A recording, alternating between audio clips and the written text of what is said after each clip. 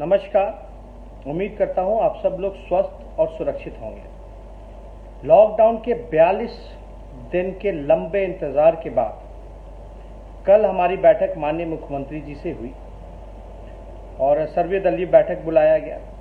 इसके लिए हम धन्यवाद देते हैं। और इस बैठक में हमने माननीय मुख्यमंत्री जी के सामने, बिहार सरकार के सामने कई सुझाव को रखने का काम किया। उनमें से जो सबसे महत्वपूर्ण सुझाव जो हैं, जो आप लोगों के बीच मैं साझा करना चाहता हूं, सबसे पहला कि बिहार में टेस्ट जो है वो ज़्यादा से ज़्यादा हो, बल्कि रैंडम टेस्ट होने चाहिए और आबादी के अनुपात में टेस्ट की संख्या होनी चाहिए। और स्क्रीनिंग से ज़्यादा जो फोकस जो हमारा होना चाहिए वो टेस्टिंग पे होना चाहिए। स्क्रीनिंग इसलिए क्योंकि आप लोग सब लोग को मैं बता दूं कि जो स्वस्थ दिखने में भी है उसको भी पॉजिटिव कोरोना जो केस जो है वो हो रहा है। इसलिए हमने सुझाव दिया कि स्क्रीनिंग का कोई फ़ायदा नहीं है, इसके लिए ज़्यादा से ज़्यादा टेस्ट हम लोगों को करना चाहिए।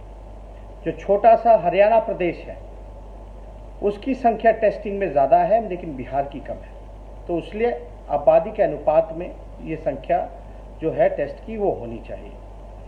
नंबर दूसरा, हमने बिहार सरकार से पूछा कि वेंटिलेटर्स की कितनी संख्या है, पीपीई किट्स की क्या संख्या है, और केंद्र सरकार जो है आपको क्या सहयोग किया है, इसमें आप पूरा ब्यौरा आप जो है खुल करके बताइए। कितने पीपी किट्स मिले हैं, यानी डॉक्टर जो हैं कई वो उनको पीपी किट्स नहीं पहुंचे हैं, और वेंटिलेटर जो है बहुत ही ज़रूरी है इलाज के लिए।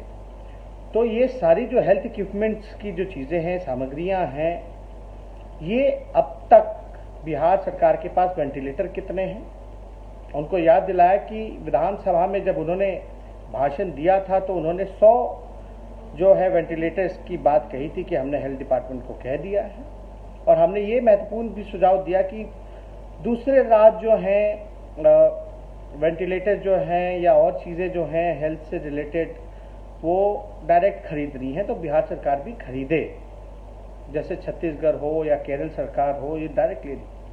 अब इसमें क्या उलझने हैं नहीं हैं, लेकिन बेहतर ये होगा। और साथ ही साथ हमने पूछा है कि केंद्र सरकार ने कितना सहयोग किया, आपको कितने वेंटिलेटर्स केंद्र सरकार ने दिए, पीपी किट्स कितने दिए, टेस्टिंग किट्स कितने उपलब्ध केंद्र सरकार ने कराने का काम किया। और हालांकि जो जवाब मिला उससे हम लोग संतुष्ट नहीं हैं और कोई ठोस इस पर कोई जवाब ही नहीं मिला कि कितने केंद्र सरकार ने क्या सहयोग किया। और हमने ये निवेदन की माननीय मुख्यमंत्री जी से कि और प्रदेश के मुख्यमंत्री जो हैं वो बाहर निकल रहे हैं, लोगों के बीच जा रहे हैं, आइसोलेशन सेंटर्स को देख रहे हैं। हेमंत सोरेन जी को हमने रेलवे स्टेशन के बाहर देखा।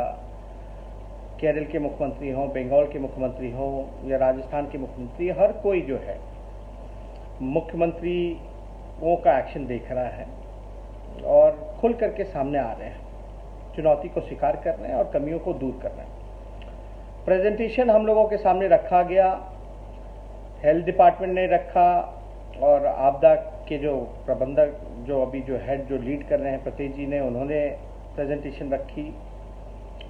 और इसलिए मुख्यमंत्री जी को हमने बोला क्योंकि जो प्रेजेंटेशन में जो आंकड़े जो दिखाए गए हैं उस पर हम लोग जो है ज़्यादा विश्वास हम नहीं करते। हमने सुझाव में भी बोला कि अधिकारी कुछ और कह रहे हैं और ज़मीन की जो रियलिटी है वो कुछ और है, हकीकत कुछ और है।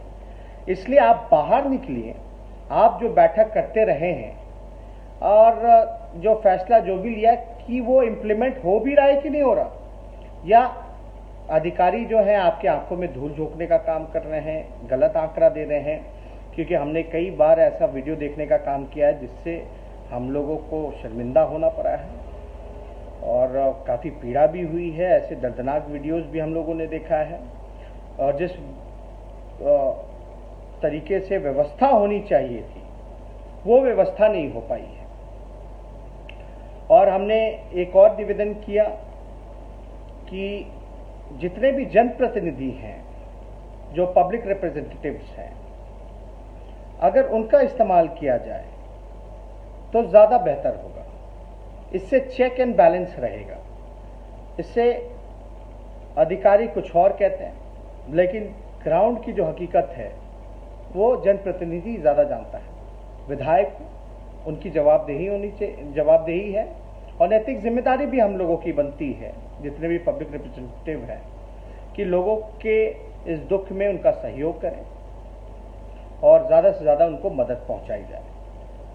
क्योंकि अधिकारी जो है पूरी बात बताते हैं, नहीं बताते हैं, ग्राउंड रियलिटी क्या है। इसलिए जितने भी जनप्रतिनिधि हैं, खासतौर पे जो विधायक हैं, सांसद हैं, उनका भी इस्तेमाल किया जाए, देखभाल में लगाया जाए। और एक बहुत ही महत्वपूर्ण विषय जो हमने फेसबुक लाइव करके भी हमने आप लोगों से साझा किया था, एक MHA का एक नया गाइडलाइन आया है 3 मई का जो लेटर है, जिसमें भल्ला जी के ऑर्डर से निकला है कि जो बिहार के मजदूर हैं, जो घर जाना चाहते हैं, जो काम के सिलसिले से बाहर गए थे, मजदूरी करने गए थे, उनको वापस नहीं लाना है। तो हमने माननीय मुख्यमंत्री जी से कहा कि ये तो अन्याय है। जो बिहार के लोग, बिहार के मजदूर जो घर आना चाहते हैं, ये एक ऐसा गाइडलाइन है, इसमें जो है तुरंत किसी भी प्रकार से इस गाइडलाइन को जो है बदलवाया जाए। और आपकी तो बात सुशील मोदी जी कहते हैं कि भाई आपकी बात केंद्र मानता है, क्योंकि हमने देखा था कि पहले भी सुशील मोदी जी ने कहा था कि जब गाइडलाइन की, जब नियमों का हवाला दिया जा रहा था तो गाइडलाइन के बारे में बताया गया कि मुख्यमंत्री जी के कहने के बाद, सुझाव देने के बाद केंद्र ने माना है। तो उम्मीद करते हैं इसी प्रकार से कि ये गाइडलाइन में भी तब्दीली होगी और जो भी कन्याकुमारी से, कश्मीर से कन्याकुमारी जो भी हमारे भाई फंसे हैं, उनके लिए घर वापस आने के लिए, मजदूर जो गरीब हैं, एक राहत का काम जो है, उनके लिए राहत मिलेगी और उनको छूट मिलेगी।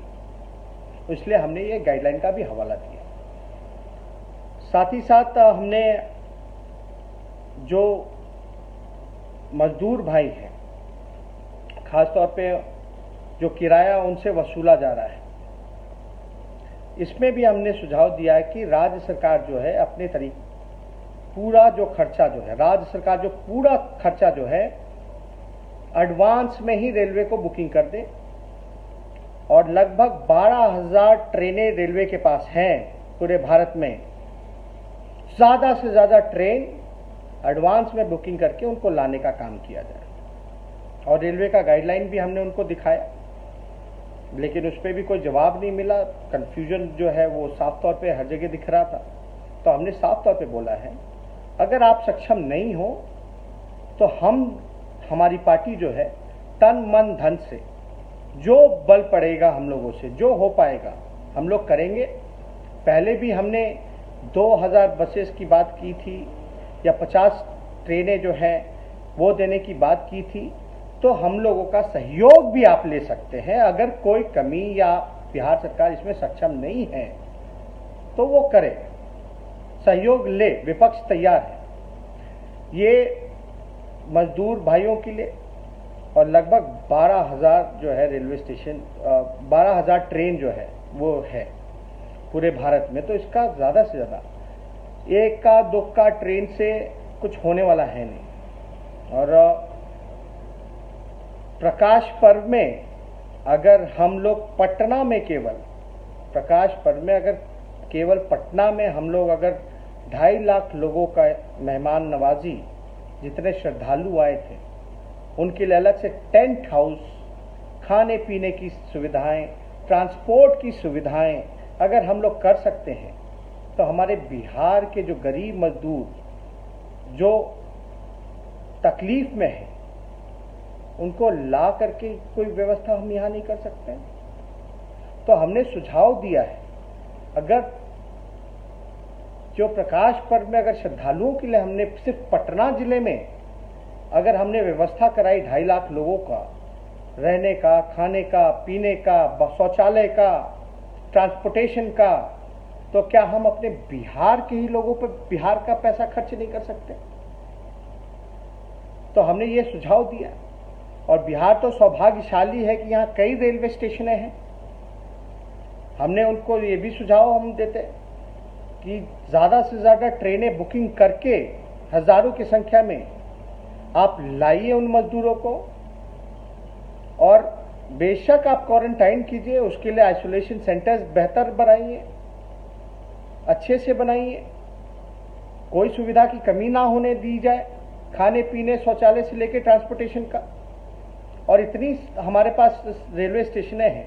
आप पटना एक जिले में मान लीजिए, अगर हमारी संख्या मजदूरों की वहाँ 27 लाख है, अगर 40 लाख भी है बाहर जो फंसे हैं, अगर हम में इच्छा शक्ति, अगर हम 40 लाख लोगों को लाएं, तो हमने ये भी उपाय बताया कि अलग अलग जिला में हम लोग ला सकते हैं।